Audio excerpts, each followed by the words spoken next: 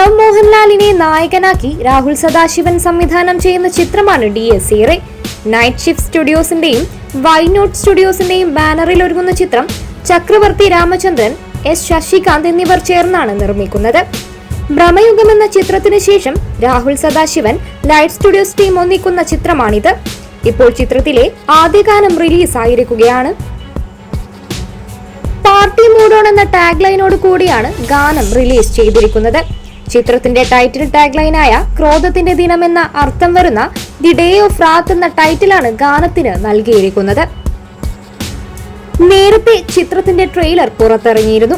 മികച്ച സാങ്കേതിക മികവോടെയാണ് ട്രെയിലർ എത്തിയത്. ഒരു ഹൊറർ ജോണറിൽ ഒരുങ്ങുന്ന ചിത്രമാണ് ഇതെന്നാണ് ട്രെയിലർ നൽകുന്ന സൂചന. ആദ്യമായാണ് പ്രണവ് മോഹൻലാൽ A സർട്ടിഫിക്കറ്റ് ലഭിക്കുന്ന ചിത്രത്തിൽ അഭിനയിക്കുന്നത്. ചിത്രത്തിലെ പ്രണവ് മോഹൻലാലിന്റെ ഫസ്റ്റ് ലുക്ക് പോസ്റ്റർ പുറത്തുവന്ന അന്ന് തൊട്ട് ആരാധകരാകെ വലിയ ആകാംക്ഷയിലാണ്. ഒക്ടോബർ 31-നാണ് DSERE തിയേറ്ററുകളിൽ എത്തുക.